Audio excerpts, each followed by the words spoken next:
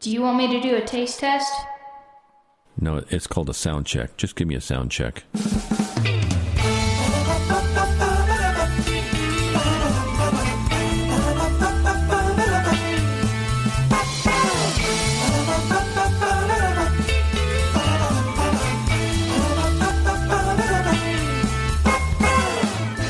You're listening to Comedy Parenting Radio.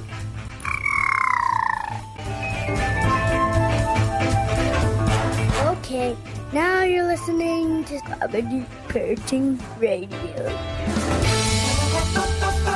You're on the air with Comedy Parenting Radio. I'm your host, Jerry Begley, and we're up in the Studio B in Marble, Colorado. Another beautiful day. We get these gorgeous days when we're up here. And we have Courtney with us in the studio. Welcome, Courtney. Thanks for having me. You're welcome. We're going to be back in just a moment with Crazy Camp Capers. Tree Sock Press sells the books that stay on your bookshelves. When you want books that your guests pick up and read and can't put down, make sure it's one of Tree Sock Press's comedy books. Get a copy of our new book, Dad the Tooth Fairy Didn't Come. Your kids will want you to read it over and over until you pull what little hair you have left out. When you pitch old books out into the gutter, you'll feel complete guilt if it's a Tree Sock Press book. Get your Tree Sock books wherever lousy comedy books are sold. Tree Sock. It stays on your shelf. You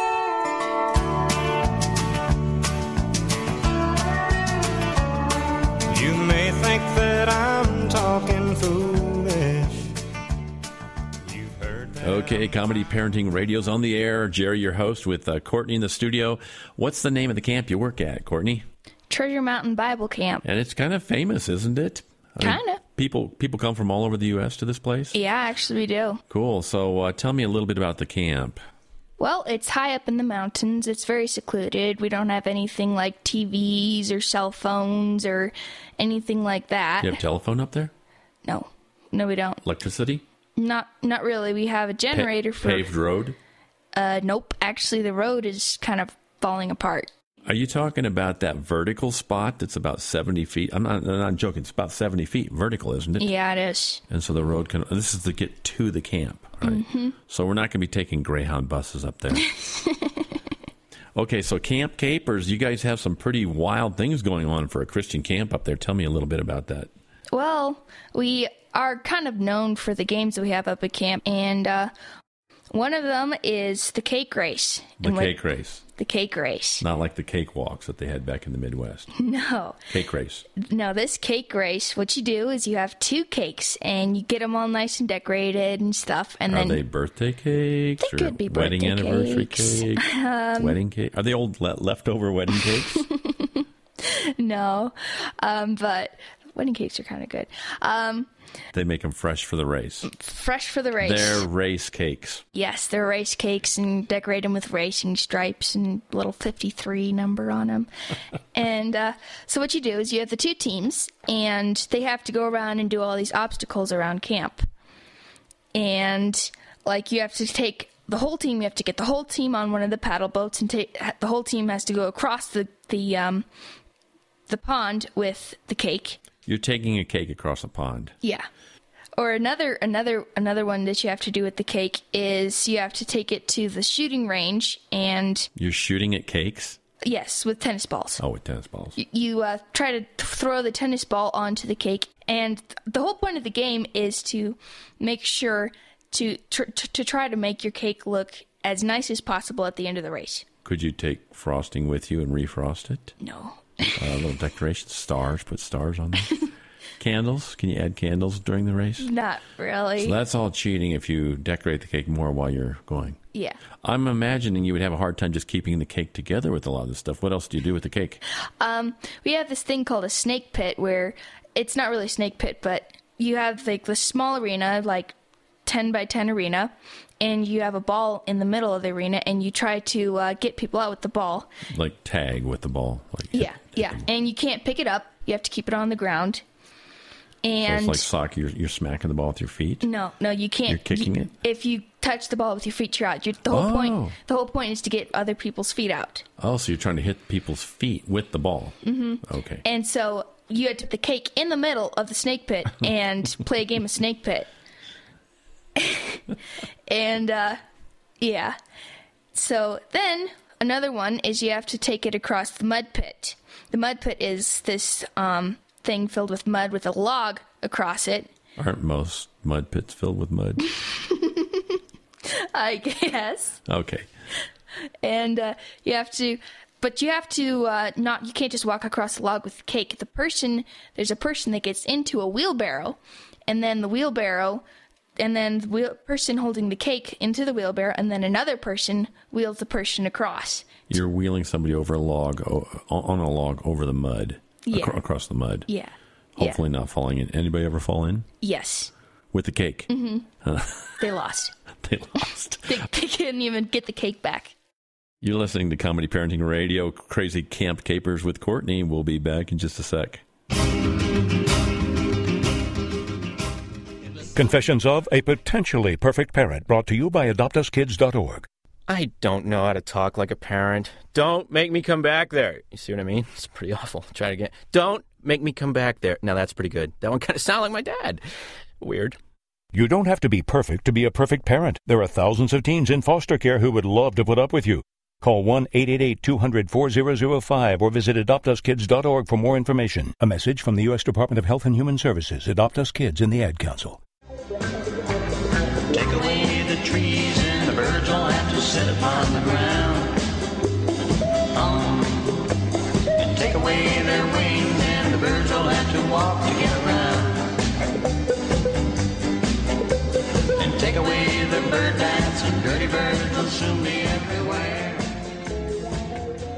Okay, we're back. Thanks for joining us, Comedy Parenting Radio. And Courtney and her team are trying to get a cake over a mud pit with a wheelbarrow and a log. Somebody's getting pushed on it. And what happens with this stuff then? How did it end up for you guys? Well, in the end, first of all, we came in first, so we won the race there.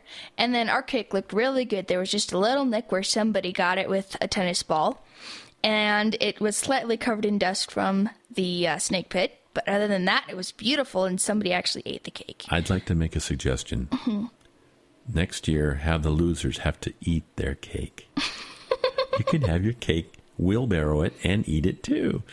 What else is going on up there at the camp, Courtney? Well, we have water days, and we have this big water slide. It's like a 100-foot water slide, and people go down it on like those foam sleds. And when you go down, and you see somebody go down, and sometimes, like when they're wearing flip-flops or something, you see them go down, make a big splash and everything. So then you're coming down and kind of splashing into the water at the bottom there. Yeah. They have a big, long runway. Okay. And then one little flip-flop goes down, and then another little flip-flop goes down. So somehow the body made it down before their shoes did. Yeah. How cool is that? What else is going on up there? We have some very interesting food up at camp. Isn't all camp food interesting? Yeah, but our camp food is actually really good. Oh, nice. But what's so interesting about it? Well, we have upside down beans. Upside down beans. Yes. Well, you have to make sure. Is there a recipe for this? No. Okay. Basically what it is you have to make sure that the person serving the beans serves your beans right side up. Otherwise, you'll get the worst case of hiccups you've ever had in your life. I hadn't thought of hiccups. Yeah. What else? We have pasteurized water. Pasteurized water, that sounds good. It's been through 3 pastures that we know of. If you don't like the pasteurized water, we always have diet water. Diet water, yeah. That's a big seller in New York, I'll tell you. Okay, Comedy Parenting Radio. We'll be back in just a moment. Ha! Comedy Parenting Radio. Tell it to the magistrate. Dave, what are you doing? Just sending a gift to Dave 2037. Who? Me in the future. I save a little money from every paycheck as a gift to Dave 2037, so he can spend it on things like anti-gravity boots or a hologram Doberman, something cool like that. I think Dave 2037 deserves it. He worked hard. What are you getting Steve 2037? I guess I was thinking Steve 2037 would just fend for himself. Well, all right, but don't expect to be borrowing my anti-gravity boots. You want to have money in your future? You got to start saving now. Putting some money from every paycheck into a savings account or contributing to your 401k can make a big difference later. Put away a few bucks, feel like $1 million. For free ideas and easy ways to save, go to feedthepig.org. That's feedthepig.org. Hey, let's just hope Steve 2037 doesn't get his hands on a cold time machine, because he is going to come back here and knock some sense into you. This message brought to you by the American Institute of Certified Public Accountants and the Ad Council.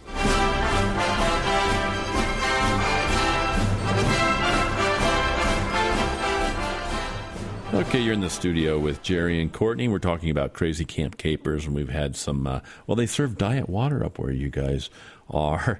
And one of the games that they play is schlepping this cake all around the camp, and when it comes back, it's supposed to still look like a cake, I understand? Yep. Oh, wow. Do you ever do anything weird stuff with the counselors? Yes, actually. At the end of the day, when it's dark out, we have this game called Capture the Counselor. And yeah. what you do is the counselors go and run and hide, and every year something different has to do with the theme.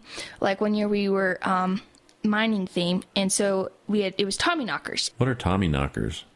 They're little legendary guys, kind of like gremlins, and when you hear a little knocking in a mine, you know that the mine is about to collapse. And I could have told you that without a Tommy knocker. Well, are you saying that the little guys are the ones knocking, and that's telling you the mine's about to collapse? Yeah. I'll remember that next time in the mine. Anyway, and so you had to yell Tommy knockers, and then the counselors would have their own specialized call that they would have, and you would have to find them. And once you found them, they could put up as much of a fuss as they wanted to. You had to take them back to the base camp. You had to and to get points. And so every time that you caught a counselor, you'd get points. That doesn't make sense. What do you use, like a net or a lasso? Or no, you grab them and hold on to them for dear life and hang on to them. Oh, so you got just a million little kids just grabbing the counselor and dragging him back there, huh? Yeah.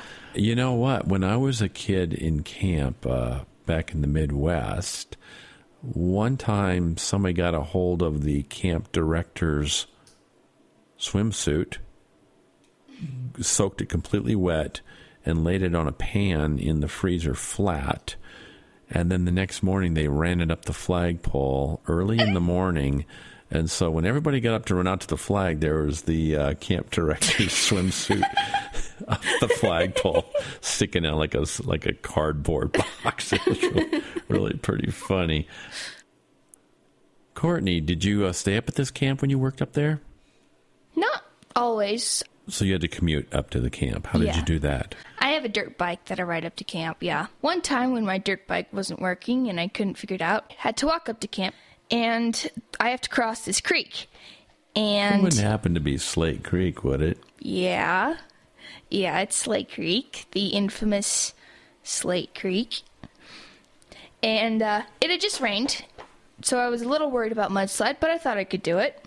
When I went down there, the bridge was out, of course.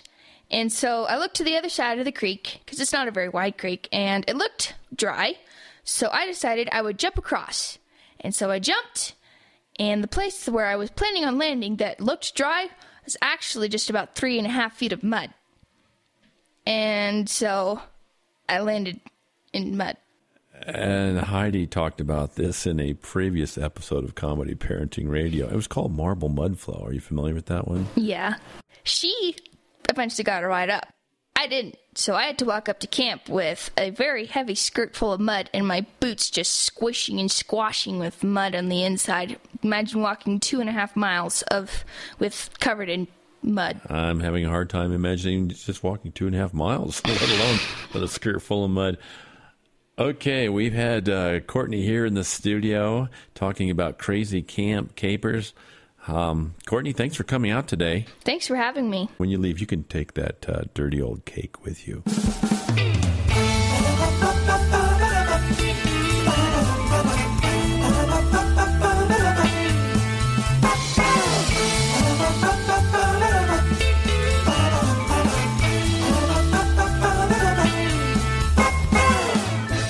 You're listening to Comedy Parenting Radio. I got a jar of dirt. I got a jar of dirt. That's very funny to me. Y'all ain't laughing though.